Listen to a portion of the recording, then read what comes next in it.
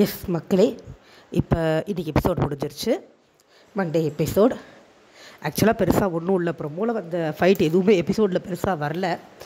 காலையில் முதல்ல இந்த உப்பு போடுற பிரச்சனையில் தான் ஆரம்பிக்கிறாங்க. சூப்பர் டிலக்ஸில் இருக்கிறவங்க வீட்டை விட்டு வெளியில் வரல. இவங்க என்ன பண்ணியிருக்காங்க, அடுப்பு தான் ஆன் பண்ணக்கூடாது, நாங்கள் பழைய சாப்பாடை சாப்பிட்றோம் அப்படின்னு சொல்லி பிக் பாஸ் வீட்டில் இருக்கிறவங்கெல்லாம் சாப்பிட்டுட்டு மீதி இருக்கிற பழைய சாப்பாட்டை உப்பை போட்டு வச்சிடுறாங்க. இவங்க எதிர்பார்த்த மாதிரியே சூப்பர் டிலக்ஸில் இருக்கிறவங்க அதை எடுத்துகிட்டு போயிட்டு ஜங்கு மூணு குதிக்கிறாங்க. கோமாளி மாதிரி ஆகிடுது அந்த நேரத்தில்.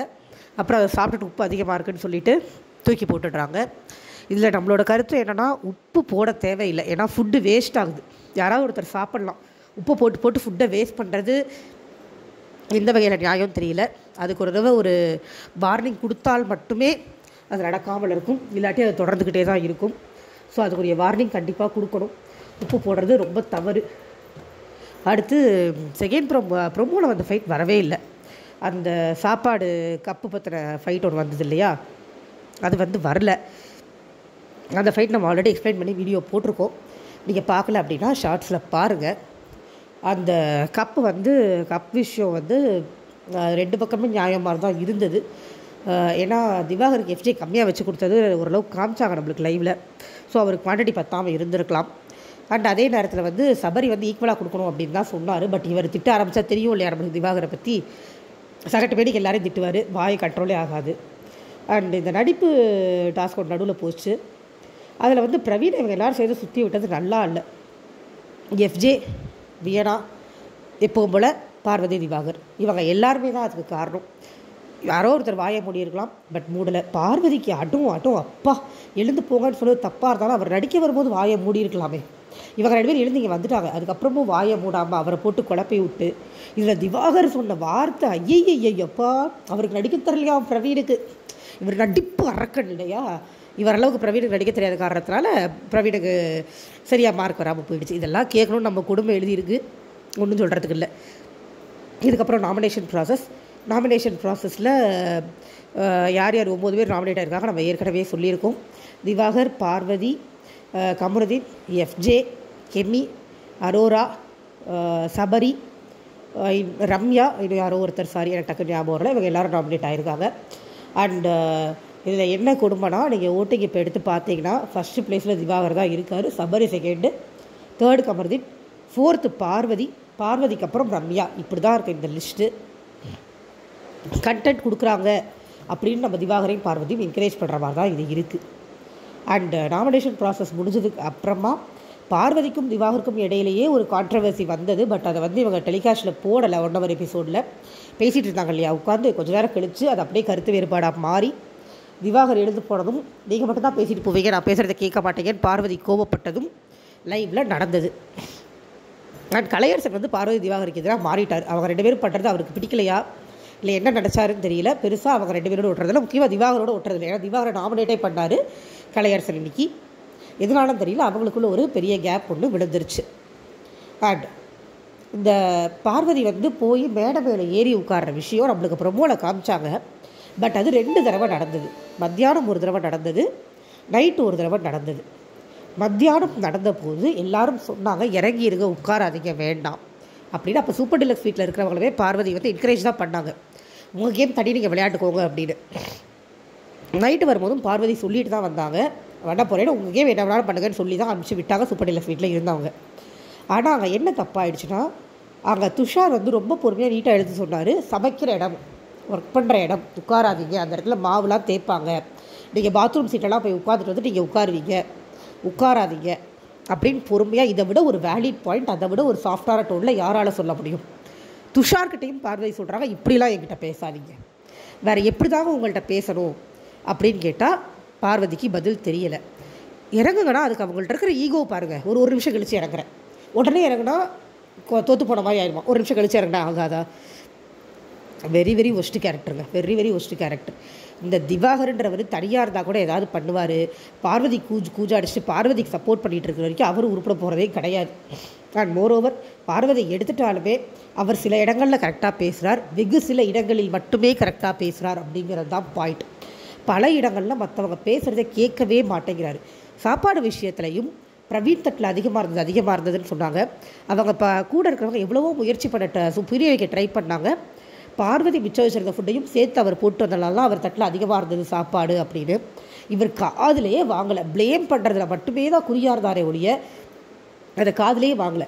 எஃப்ஜேக்கும் அவருக்கும் ஒரு கோல்டு வார் இருக்குது, எஃப்ஜே ஃபுட்டு கம்மியாக தான், இதெல்லாம் நான் ஒத்துக்கிறேன், இதெல்லாம் எனக்கும் மாற்றுக்கிறது கிடையாது, ஏன்னா இது நடக்குது.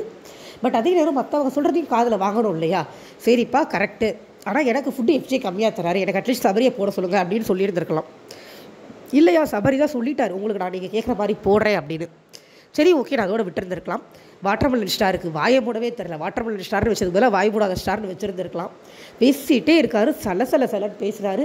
இடம் பொருள் ஏவல் அப்படின்னு ஒன்று சொல்லுவாங்க. அந்த மனுஷனுக்கு இது மூணுமே கிடையாது, இது மூணுமே அவருக்கு தெரியலை. எங்கேயுமே இடம் பொருள் ஏவல் பார்க்காம கொஞ்சம் கூட யோசிக்காமல் தான் பேசுகிறாரு. இதில் பார்வதிக்கும் அவருக்குமே கான்ட்ரவர்சிஸ் வர ஆரம்பித்தது நல்ல விஷயம். ஆனால் நம்ம இங்கே மக்களோட மைண்ட் செட் எப்படி இருக்குன்னா, கண்டென்ட் கொடுக்குறோம், கண்டென்ட் கொடுத்தா அவங்கள உள்ளே வச்சுக்கலாம். இது வந்து மக்களோட மைண்ட் செட். கண்டென்ட்டுங்கிறது என்ன அப்படிங்கிறது எனக்கு ஒரு பெரிய கொஸ்டின் மார்க் இருக்குது. என்ன வேணாலும் பண்ணலாம், பார்க்க வச்சா போதும் அப்படிங்கிறது கண்டென்ட் தான். அந்த மாதிரி கண்டென்ட் நோக்கி நம்ம சொசைட்டி மூவ் ஆகுது அப்படின்னா நாளை பின்ன நம்ம பார்க்குறதும் நம்மளோட ஃப்யூச்சர் ஜென்ரேஷனுக்கு சொல்லித்தரதும் என்னவாக இருக்கும்? என்ன வேணாலும் பண்ணலாம், எப்படி வேணாலும் வாழலான்ற எக்ஸாம்பிளா? அது எனக்கு புரியலை. டீசெண்டான கண்டென்ட்ஸ் வருமானு எனக்கு தெரியலை. அண்டு கனியும் வந்து பார்வதிக்கிட்ட கத்தியிருந்தாங்க.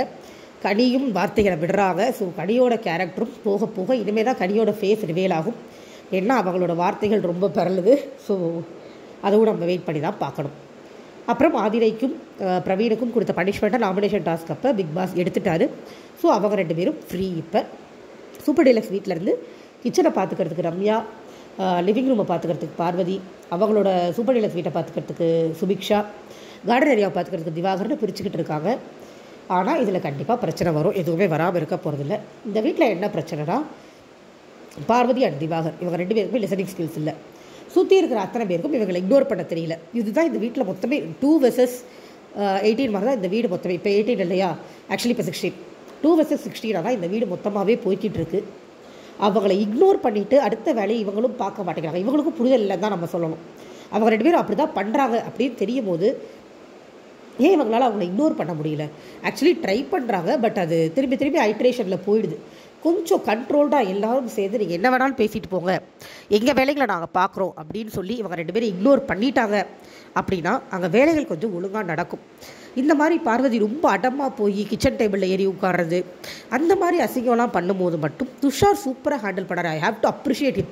ஏன் இந்த மாதிரி கேம் மக்களுக்கு பிடிக்க மாட்டேங்குது? ரொம்ப அவங்க இழங்குற வரைக்கும் நின்று அமைதியாக சொல்லி கிட்டத்தட்ட ½ an hour இருக்கும். பேசி பேசி பேசி பேசி அவர் இறங்க வச்சார். அவர் சப்போர்ட் நிறைய பேர் வந்தாங்க, பட் அவர் வந்து விட்டு கொடுக்கவே இல்லை அவங்க இறங்குற வரைக்கும். ஆக்சுவலாக அந்த இடத்துல நம்ம இருந்தால் யோசிச்சு பாருங்க, சார் தான் தூக்கி போட்டு போயிடுவோம். ஆனால் அவ்வளோ பொறுமையாக அவர் ஹேண்டில் பண்ணார். அதுவும் கேம் தானாங்க, எனக்கு அந்த மாதிரி கேம் தான் பிடிச்சிருக்கு. கத்தி கத்தி கத்தி எதுக்கு எடுத்தாலும் நான் எனக்கு நீ நல்லதுக்கு போராடு கெட்டதுக்கு போராடு, ஒருத்தவங்களை அசிங்கப்படுத்தி அடுத்தவங்களை கேவலப்படுத்தி தான் மட்டும்தான் நியாயம்னு பேசி போராடி அதுதான் கண்டென்ட்டாக? சாரி, எனக்கு அப்படி தோணலை. துஷார் எனக்கு I have to appreciate him, சூப்பராக பண்ணார். அந்த இடத்துல அவர் பார்வதி இறங்க வச்சு அனுப்பிச்சி விட்டது ரொம்ப நல்லா இருந்தது. இது எதுவுமே உங்களுக்கு 1 hour எபிசோடில் வரல, மேபி நாளைக்கு வரலான்னு நினைக்கிறேன். இன்றைக்கி வரல. உள்ளடா இன்னொரு காரணம் இருக்கலாம், கடி கத்துறாங்க இல்லையா, ஸோ கடியை தப்பாக ப்ரோட்ரே பண்ணக்கூடாதுங்கிறதுக்காக கூட அந்த இதை ஸ்கிப் பண்ணியிருக்கலாம். ஏன்னா வந்து சேனல் வந்து கடியை வின் பண்ண வைக்கிறத நோக்கி தான் பயணமாகுது. பட் கடி வந்து அறிவில்லை புத்தி இல்லைன்ற வார்த்தையெல்லாம் விடுறத பார்த்தா கடி வின் பண்ணுறது கஷ்டம்தான். அண்டு பார்வதி இன்னொன்று பண்ணாங்க, எல்லோரும் சேர்ந்து டார்கெட் பண்ணுறீங்க. இன்னும் அவங்கள டார்கெட் பண்ணுறது யாரோட நோக்கமே கிடையாது, அது தேவையும் இல்லை. அவங்க சும்மா அந்த நாமினேஷனில் ஜெயிக்கணுங்கிறதுக்காக ஒரு ட்ரம்ப் கார்டாக யூஸ் பண்ண ட்ரை பண்ணாங்க. பட் இல்லாட்டியும் மக்கள் ஓட்டு போட்டுடுறாங்க. இப்போ பிக் பாஸோட நிலைமை இப்போ அப்படி தான் ஆயிடுச்சு. மக்கள் வந்து எப்படி ஓட்டு போடுறாங்கன்னா, அவங்களுக்கு யார் கண்டென்ட் தராங்களோ, பாசிட்டிவ் ஆர் நெகட்டிவ் எதுவாக இருந்தாலும் சரி, கண்டென்ட் கொடுக்குறவங்களுக்கு ஓட்டு. அவ்வளோதான். அவங்க நல்லவங்களாக இருக்கணுன்ற அவசியம் இல்லை, நல்லது செய்யணுங்கிற அவசியம் இல்லை, ஓட்டு விழுந்துடும். ஓகே ஃபைன், அது வந்து ஒருத்தவங்களோட இஷ்டம். நம்ம அதில் கமெண்ட் அடிக்கிறதுக்கு ஒன்றுமே இல்லை. ஒரு மக்களுக்கும் ஒரு தனிப்பட்ட ரசனை இருக்கும். அவங்களுக்கு என்ன பிடிக்குதோ அவங்க அதுக்கு ஓட் பண்ணிக்கலாம். ஸோ உங்களுக்கு என்ன பிடிக்கும், யாருக்கு ஓட் பண்ணுறீங்கன்னு என்கிட்ட கமெண்ட்டில் ஷேர் பண்ணிக்கோங்க. என்னுடைய ஓட்டு யாருக்கு அப்படின்னு சொல்லி கேட்டிங்கன்னா, நான் சபரிக்கு போடுவேன், வேறு யாருக்கும் இல்லை, அப்சராக்கு போடுவேன். அவ்வளோதான். நான் ஏற்கனவே சொல்லியிருந்தேன். இவங்க 2 பேர் தவிர மற்றவங்க கஷ்டம்தான். யார் வெளியில் போகணும்னு என்னை கேட்டிங்கன்னா, எனக்கு இருக்கிறது என்னென்னா எஃப்ஜே, கமருதீன், பார்வதி, திவாகர், இவங்க 4 பேரில் யாராவது தான் என்னை கேட்டால் போகணும். ஏன்னா 4 பேருக்குமே கேம் விளையாட தெரியல. 4 பேர் விளையாடுற கேமே ரசிக்கக்கூடியதாக இல்லை. ரசிப்புத்தன்மையை தாண்டி கண்டென்ட் அப்படிங்கிற ஒரு இடத்துல போய் நின்றதே ஒழிய ரசிப்புத்தன்மையில் இல்லை. உங்களோட கமெண்ட்ஸையும் ஷேர் பண்ணிக்கோங்க. Thank you so much.